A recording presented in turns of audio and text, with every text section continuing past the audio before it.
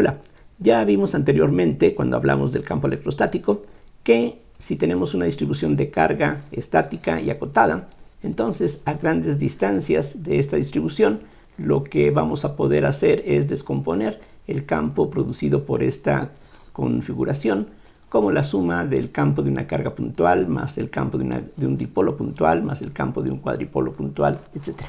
Vamos a ver que en el caso magnetostático existe algo similar, con la diferencia muy importante que aquí no tenemos algo análogo a la carga total, sino que la contribución va a comenzar desde el dipolo. Entonces, concretamente, vamos a suponer que tenemos un sistema de referencia inercial en donde vamos a tener una distribución de corriente que es estacionaria con respecto a este sistema, y lo que vamos a hacer es colocar esta distribución lo más centrada en el origen como se pueda, con la intención de que las máximas distancias de la corriente al origen sean menores que las distancias a los puntos donde nos interesa calcular el campo. Entonces, siguiendo la misma notación que hemos venido empleando previamente, vamos a llamar R al vector de posición donde queremos calcular el campo, y vamos a llamar R' al vector de posición donde se encuentra la corriente que va a producir este campo magnético. Ya sabemos también que el campo magnético en el punto R tiene que expresarse como el rotacional de un potencial vectorial, el cual se puede escoger así: A de R es igual a mi sub 0 sobre 4pi por la integral de J de R' de B' entre la norma de R menos R', y esta integral por lo menos tiene que hacerse sobre una región que apenas abarque toda la distribución de corriente, o si el volumen va más allá de esa región, no hay ningún problema porque afuera de dicha región la densidad de corriente se supone que es igual a 0.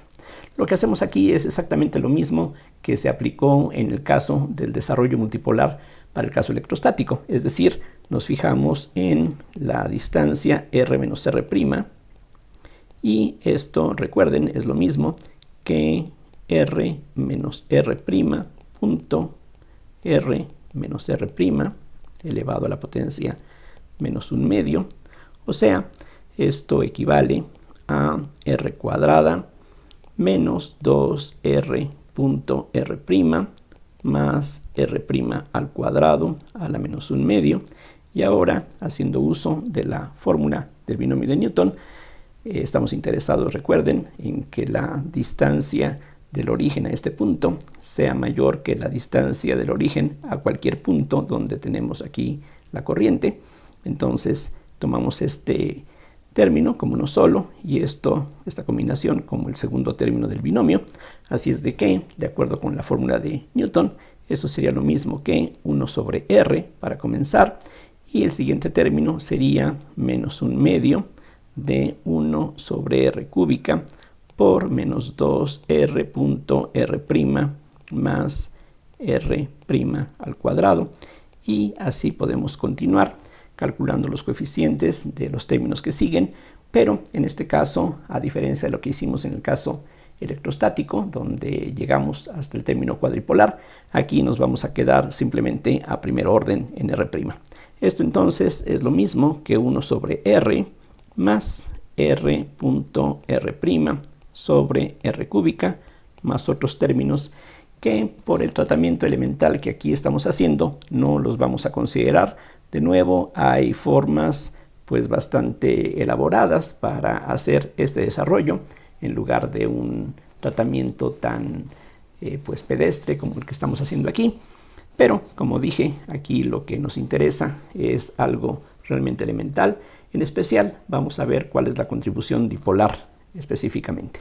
Entonces, sustituyendo este desarrollo en la expresión para el potencial vectorial, todo esto lo ponemos aquí dentro, y entonces lo que nos queda es que el potencial vectorial en el punto R sería esta constante, mi sobre 4pi, por la integral sobre B de la densidad de corriente evaluada en los puntos de la distribución, y esto va a multiplicar a 1 sobre R más R punto R' sobre R cúbica y en principio pues habría que incluir todos los términos que siguen. Si ahora uno distribuye, lo que vamos a tener es mi sub 0 sobre 4pi, que es factor común en todo esto. Y lo que podemos notar ahora es que al distribuir este 1 sobre r no depende de las variables primadas, así es de que se puede sacar de la primera integral. Tendríamos 1 sobre r por la integral sobre b de j de r' de b'. El siguiente término sería la integral sobre b del producto r.r', que es un escalar, sobre r cúbica, que se podría sacar de la integral, por la j de r' de b', y así continuaríamos. Ahora ya vimos recientemente, un par de lecciones atrás, que en el caso de una distribución de corriente estacionaria, esta integral, la integral de la j, vale 0, así es de que esto justamente prueba lo que mencionaba hace unos momentos, que no vamos a tener algo análogo al campo de una carga puntual. Aquí la contribución que va como 1 sobre r desaparece idénticamente. Entonces lo que vamos a hacer enseguida es centrarnos en la contribución que sigue y vamos a ver que esto se puede escribir en términos del momento dipolar de la distribución. Recordemos que el momento dipolar se definió ya sea como un medio de la integral sobre la curva, si tenemos una espiral de corriente, entonces esto es lo mismo que la corriente sobre 2 por r cruz de r, o en el caso como el que aquí estamos considerando de una distribución de corriente que abarca una región tridimensional del espacio, esto entonces se puede escribir como un medio de la integral sobre esa región. Y recuerden la regla, lo que tenemos que hacer es sustituir el producto I de R por un J diferencial de volumen. Entonces lo que vamos a tener es R cruz J de R de B. Aquí noten que aunque estamos hablando de la distribución de corriente, estoy utilizando el vector R y no una R' como estábamos haciendo aquí arriba. La razón es que en la discusión del principio de esta lección necesitábamos dos vectores de posición, uno para representar a los puntos donde se encuentra la corriente y otro vector de posición para el punto donde estábamos calculando el campo. Aquí de hecho falta una flecha sobre la R. Entonces, regresando aquí abajo, en este momento, cuando tenemos la definición del momento dipolar, solamente interviene un vector de posición, así es de que no hay necesidad de llamarle R', pero se puede. Si aquí nosotros ponemos R', R' de B', es exactamente lo mismo, es nada más un cambio de variable trivial. Entonces hay que recordar esta definición porque enseguida la vamos a emplear para escribir esta expresión de una forma más conveniente, y de hecho lo que vamos a hacer es demostrar que se puede expresar todo esto en términos del momento dipolar, que aquí ya conocemos su definición. Entonces, para eso recordemos también que tenemos una fórmula para el triple producto vectorial. Ya sabemos que A cruz B cruz C es lo mismo que A punto C por B menos A punto B por C. Como ya he recalcado anteriormente, esta identidad vectorial es bastante útil en muchos casos, así es de que aquí precisamente, vamos a ver que se emplea para poder representar esta integral en términos de esta cantidad. Vean que hay una ligera, similitud entre estas expresiones. Aquí en cambio hay productos punto, mientras que aquí hay un producto cruz, pero por la fórmula para desarrollar un triple producto vectorial, pues podemos esperar que haya alguna forma de relacionar una cosa con la otra, y de hecho lo que va a ser conveniente es escribir el integrando partiéndolo en dos y utilizando esta relación. Es decir, concretamente lo que vamos a ver es que el potencial vectorial en el punto R, que era mi sub 0 sobre 4pi, tendríamos entonces esto que aquí continúa, sería 1 sobre 2r cúbica. La r cúbica, como dije antes, no participa en la integración, se puede extraer de la integral, y este 2 es algo que incluimos por conveniencia, porque ahora simplemente vamos a escribir el integrando que queda de esta otra forma, como r.r' por j de r', y nuevamente escribimos la misma contribución, estos dos términos idénticos, entonces cancelan el denominador que aquí hemos agregado artificialmente, y después vendrían los otros términos que no estamos conservando. La idea, recuerden, es que si estamos efectivamente a distancias grandes, este sería el término dominante. El que hubiese sido más dominante aún, pues desaparece en forma idéntica, así es de que este es el que hay que conservar. Ahora lo que podemos ver es que este producto, un producto punto por un vector, es algo similar a lo que aparece en este triple producto vectorial, y de hecho, aplicando la identidad para el triple producto vectorial, podemos darnos cuenta que si multiplicamos R cruz J cruz R', de acuerdo con esta fórmula, eso es lo mismo que el primero por el tercero, o sea, R.R' por J, menos el primero por el segundo, R.J por R'.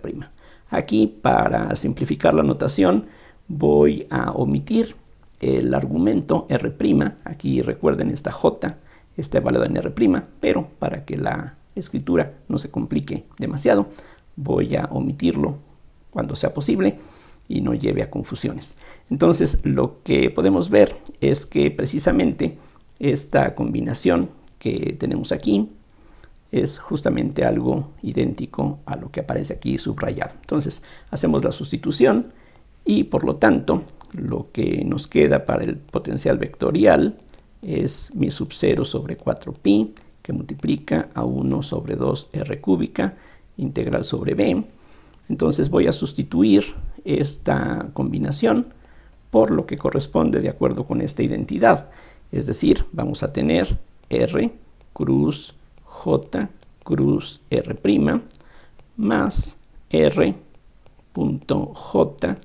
r' más el término que aquí habíamos separado previamente por conveniencia, aunque todavía en lo anterior no se podía quizá apreciar porque eso efectivamente resulta conveniente.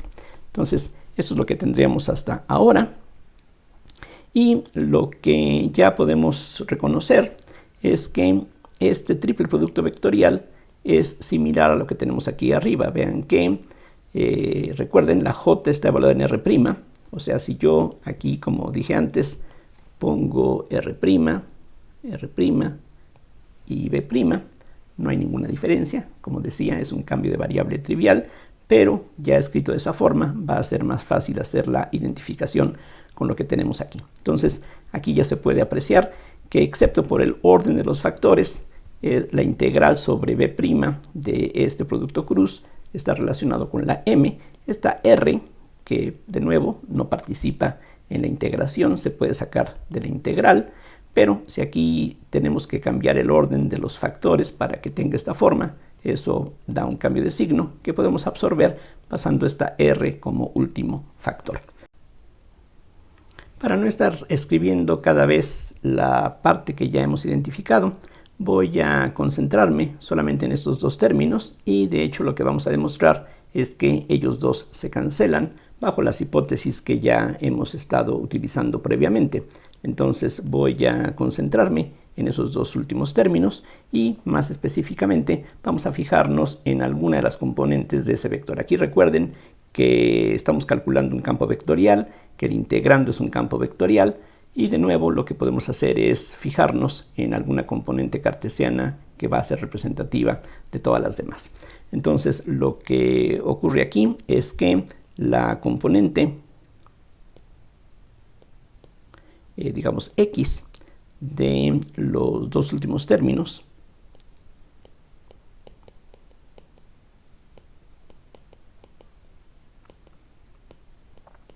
es la integral de r.j,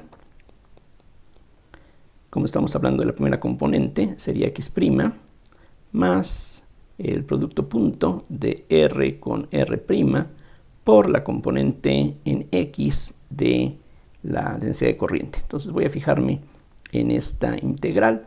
De nuevo, recuerden, lo que ocurra con esta componente tiene que ser similar a lo que obtendríamos con cualquiera de las otras dos, con la componente y o con la componente z.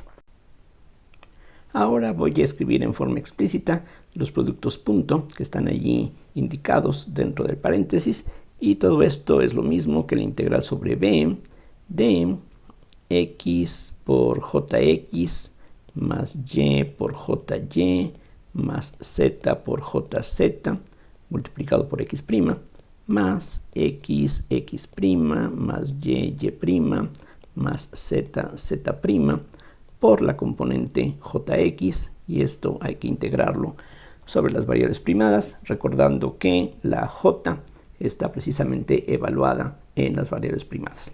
Ahora lo que podemos hacer es ir separando los términos que corresponden a cada una de las variables x, y, z, que otra vez no participan en la integración. Entonces vamos a tener cosas como esta. Por ejemplo, vamos a poder agrupar este término con este. La x de una vez la sacamos de la integral, y lo que tendríamos entonces sería x' jx del primer producto y exactamente lo mismo del segundo. Entonces esta sería una parte. Hay otros dos términos en donde la y es factor común. De hecho sería este de aquí y este. Y al extraerlo de la integral tendríamos x' por jy más y' por jx. Y finalmente hay dos términos en donde la z se puede extraer. Un caso de ellos es x' por jz, y tendríamos también z' por jx. Ahora vamos a hacer uso del teorema de Gauss, y esto lo escribimos para eso de esta otra manera. La jx es lo mismo que el campo vectorial j multiplicado por el vector unitario i, pero el vector unitario i lo podemos ver como la nabla relacionada con las variables primadas actuando sobre x'. Entonces este cambio, esta forma de escribir las componentes de j, solamente lo voy a hacer en el primer término, así es de que el segundo término lo dejo tal como estaba, y algo similar podemos hacer en las otras dos integrales. Concretamente tendríamos la integral sobre b de x' j punto nabla prima de y' más y' j sub x por db', y finalmente tenemos z por la integral sobre b de x' por j punto nabla prima de z' más z' por jx db'. Ahora, siguiendo con la clase de procedimientos que ya hemos visto en otras ocasiones, la idea es hacer que la nabla actúe sobre todos los factores que están acompañándola en este término. Específicamente lo que vamos a tener es nabla prima aplicado a x', x' nuevamente, j, y hay que restar algo que estaría de más. Aquí vean, esta nabla prima está aplicada a este factor y a este producto. Solamente uno de ellos es el que aparece aquí, entonces habría que compensar con aquellos términos que corresponden a la acción de nabla sobre la parte restante. Pero recordemos que estamos hablando de una densidad de corriente que tiene una divergencia cero. Estamos pensando en una corriente estacionaria, así es de que nabla prima de j es cero. Acuérdense que la j está evaluada en las variables primadas, por eso es que esa divergencia vale cero. Por lo que lo único que vamos a tener cuando la nabla actúe sobre este producto es su acción sobre la x', porque sobre la j nos da cero. Entonces lo único que tenemos que compensar sería x' por j punto nabla x'. De hecho, se ve prácticamente igual a lo que teníamos originalmente. La diferencia es que aquí la nabla prima estaba actuando sobre esta x', y ahora la nabla prima está actuando sobre la otra, aunque son idénticas, por supuesto. Entonces lo que falta ahora por agregar es el término el segundo término al cual no hemos modificado. Entonces, esta primera parte tendría esta forma explícita. Todo esto se puede hacer de una forma mucho más breve, que se escribe mucho más simplemente, si uno se fija en las componentes cartesianas directamente, en forma abreviada, pero pues no es algo tampoco extremadamente largo como para que pues corramos el riesgo de que algún detalle se pueda perder. Entonces, con este otro término hacemos lo mismo. La nabla prima está actuando sobre la y prima solamente. Hacemos que la nabla prima actúe sobre estos tres factores y entonces lo que vamos a tener es nabla prima punto y prima x prima j, y hay que compensar con lo que está de más. Entonces, de nuevo, aquí estaríamos pensando en esto como un producto agrupado de esa forma. Entonces ya tendríamos un término donde la nabla prima actúa sobre la j prima, que es lo que aquí teníamos originalmente. Hay que compensar con la contribución que viene de la nabla prima sobre este producto, pero de nuevo la nabla prima sobre la j da 0, así es de que solamente vamos a tener la nabla prima sobre la x prima. Entonces lo que hay que restar sería y prima por j punto nabla prima x prima. Y de nuevo, el segundo término lo dejamos tal como estaba anteriormente, o sea, como más y prima j sub x. Supongo que no hay necesidad de decir las cosas con tanto detalle. Lo que hacemos aquí nuevamente en esta primera parte es hacer que la nabla actúe sobre el producto de z' por x' j y compensamos con un z' por j punto nabla de x' y escribimos el término que había quedado originalmente. Entonces aquí van a ocurrir dos cosas. Primero, en todos los términos donde aparece esta divergencia vamos a poder hacer uso del teorema de Gauss. Entonces la integral de volumen se convierte en una integral de superficie, pero si efectivamente este volumen está encerrando a toda la distribución de corriente, entonces el flujo de J a través de la superficie tiene que ser 0, que es básicamente lo mismo que ya en otras ocasiones recientes hemos visto. Por esa razón, todos estos términos, este y este, van a desaparecer después de que transformemos esta integral en una integral de superficie. Los otros términos también se cancelan porque nabla de x' es el vector unitario y, este producto sería jx, entonces esto y esto se cancelan. De nuevo, esto es el vector unitario y, al multiplicar queda jx, esto y esto se cancela, esto es y, con j nos da jx y todo se cancela. Entonces, en resumen, el resultado de todas estas operaciones va a ser 0. Y si esto ocurre con la componente en x, como dije, con las demás componentes, las otras dos, tiene que ocurrir algo similar. En pocas palabras, estos dos términos se cancelan.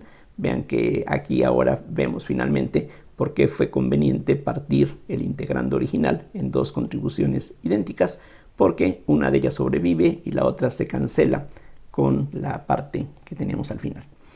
En conclusión, lo que estaríamos entonces encontrando es que si despreciamos los demás términos que siguen del desarrollo en potencias del denominador de la expresión original, la A sería mi sub 0 sobre 4pi por 1 sobre r cúbica. Recuerden, 1 sobre r cúbica es el inverso de la distancia al cubo de la distribución, o más bien del origen al punto donde estamos calculando el potencial.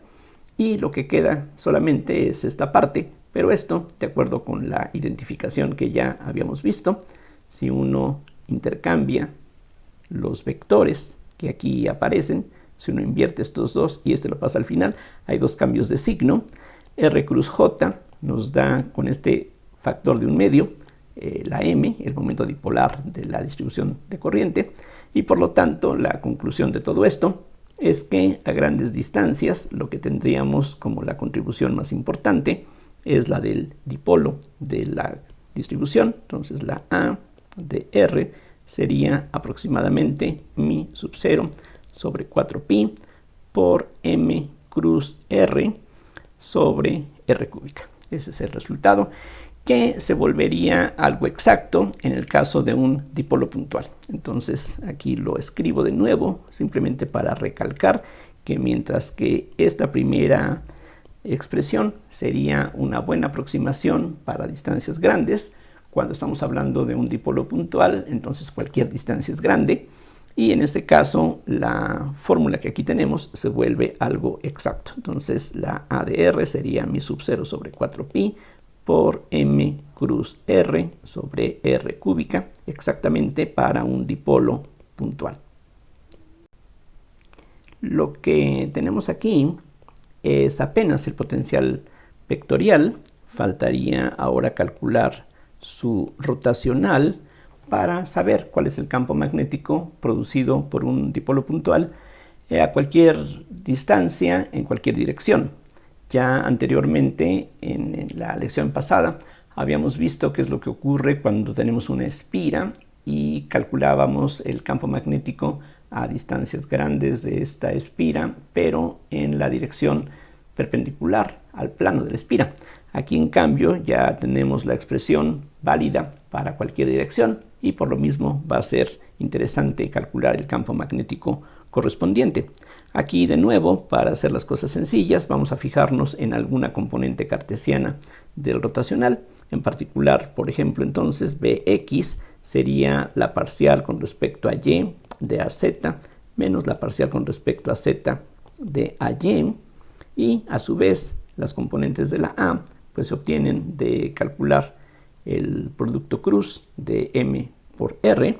Entonces esto es igual a mi sub 0 sobre 4pi, que es una constante global, y lo que se necesita ahora es la derivada con respecto a y de 1 entre r cúbica, la componente z del producto cruz de m cruz r, como podemos ver fácilmente, sería mx por y menos my por x. Recordemos que las componentes de m son constantes, ya son los resultados de calcular justamente las integrales sobre la distribución de corriente. Así es de que aquí la única variable son x, y, z, la r depende de esas tres. Hay que restar ahora la parcial con respecto a z de 1 entre r cúbica por la componente y de la a, y esa componente es la mz por la x menos la mx por z. Entonces eso es lo que necesitamos ahora determinar. Esto entonces es mi sub 0 sobre 4pi, y lo que vamos a obtener tratando estas derivadas como cocientes efectivamente, habría una r sexta como denominador en toda esta expresión, y entonces de la primera derivada de este cociente tendríamos el denominador, que es r cúbica, por la derivada con respecto a y del numerador, que es simplemente la constante mx. A eso hay que restarle la derivada de r cúbica con respecto a y por el numerador, que es mxy menos myx. La derivada de r cúbica es 3 veces r cuadrada por la derivada de r con respecto a y, que resulta ser y sobre r, como uno puede verificar fácilmente. A eso hay que restarle la derivada del otro cociente, entonces eso nos da menos r cúbica por la derivada con respecto a z del numerador, que nos da un menos mx, entonces aquí queda más mx. Y a eso hay que restarle, con el signo menos queda entonces más, el numerador, que es mz por x menos mx por z, por la derivada de r cúbica, que es 3r cuadrada, por la derivada de la r con respecto a z, que es z sobre r. Entonces esto es igual a mi sub 0 sobre 4pi, y vean que por lo menos hay un factor común en el numerador, que sería una r. Entonces cancelamos una r en el numerador y el denominador, eso nos deja una r quinta aquí debajo. Entonces lo que vamos a tener de este término y este sería 2 veces mx por r cuadrada, y podemos ver que los términos restantes tienen un factor común de 3.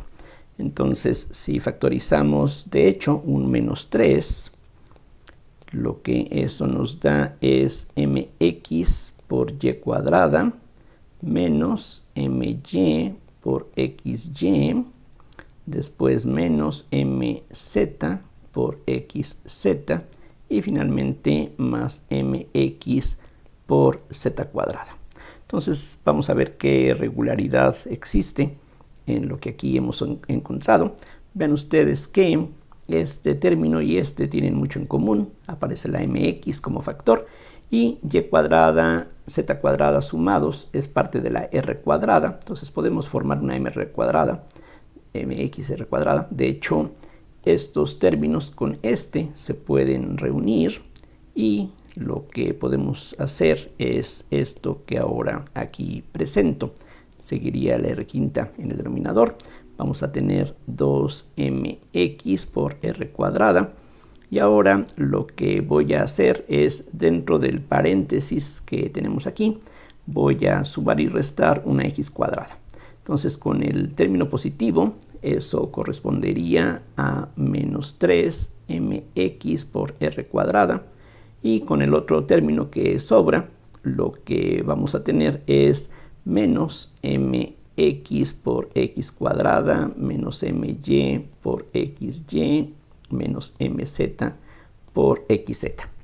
Se puede hacer allí una pequeña simplificación. Aquí, para hacer las cosas más cómodas, voy a factorizar mejor así el 1 sobre r quinta. Entonces tendríamos un menos mx por r cuadrada. Y en los otros términos tenemos 3 veces. Y ahora noten que aquí aparece mx por una x, my por una y, mz por una z, que es el producto punto de m con r. Entonces eso lo podemos abreviar de esta manera, m.r, por la x que sobra. Entonces las cosas así se pueden expresar. Y esto es lo que ocurre con la componente x de b. Y por lo tanto, ya la b completa sería mi sub 0 sobre 4pi, que multiplica a menos m sobre r cúbica. Vean que justamente esta r cuadrada con esta r quinta da r cúbica. Esta es la componente en x de este vector, así es de que las otras componentes pues, nos van a dar contribuciones similares, mientras que este otro va a corresponder a 3 veces el producto de m.r por el vector r sobre r quinta. Aquí de nuevo, si nos fijamos en la componente en x de este vector, eso es la x, con la componente en y sería la y, etc. Entonces esta es la fórmula que sintetiza las expresiones para las 3 componentes cartesianas de la b. Este pues es el resultado. Y algo aquí interesante que hay que notar. Bueno, primero, esto es cierto siempre y cuando la r no es 0. Efectivamente, en r igual a 0 hay dificultades. Y la otra cosa interesante es que esto tiene básicamente la misma forma que el campo eléctrico de un dipolo puntual, con la única diferencia que en el caso eléctrico aparece 1 sobre 4pi epsilon 0 y en lugar de la m aparece la p minúscula, que representa, como sabemos, el dipolo eléctrico. Entonces, esta expresión, por analogía con lo que se tenía en el caso electrostático, pues sabemos que también se puede escribir ya no como un rotacional de la A, que fue la expresión que usamos para llegar a esto, sino que también se puede expresar como el gradiente de una expresión similar a la del potencial de un dipolo puntual eléctrico. Entonces, esto que está aquí es lo mismo que menos el gradiente de mi sub 0 sobre 4pi por m.r sobre r cúbica. De hecho, uno puede hacer el desarrollo de las componentes de este gradiente y convencerse de que efectivamente eso es lo que se obtiene. Pero bueno, como dije, simplemente por analogía con lo que teníamos en el caso electrostático, se puede esperar que esta sea la expresión correcta. Entonces, si estamos hablando de puntos que no sean el origen, podemos escribir el campo de un dipolo puntual, ya sea como el rotacional de la A, donde la A, aquí lo podemos ver en la parte de arriba, es esto que está aquí, o como menos el gradiente de una función escalar, que es algo parecido a lo que teníamos en el caso electrostático, lo cual es bastante agradable ciertamente. Entonces aquí pues tenemos un resultado que va a ser esencial para más adelante cuando hablemos del campo magnético en la materia, así como en el caso del fenómeno de la polarización. Uno puede ver un material polarizado como formado por una enorme cantidad de dipolos eléctricos puntuales. En el caso de un material magnetizado, lo que vamos a tener es que dentro de ese material podemos imaginar una enorme colección de dipolos magnéticos prácticamente puntuales. Entonces, la expresión que aquí hemos obtenido va a ser fundamental para el tratamiento del fenómeno de la magnetización. Esta fórmula que está aquí, como veremos más adelante, pues va a ser, como dije, fundamental para el tratamiento del campo magnético en un medio que ya no sea el vacío, sino un medio que se pueda magnetizar. Bueno, por ahora eso sería todo. Vamos a dejar todavía para la siguiente lección algunos ejemplos en donde vamos a aprovechar algunos resultados que ya habíamos estado tratando antes en el caso de la electrostática. A pesar de las diferencias muy grandes entre algunas expresiones en la electrostática y en la magnetostática, vamos a ver que afortunadamente hay muchos puntos en común, lo cual más adelante también va a estar presente cuando hablemos del campo magnético en medios materiales. Por ahora entonces esto es todo. Muchas gracias por la atención y hasta la próxima.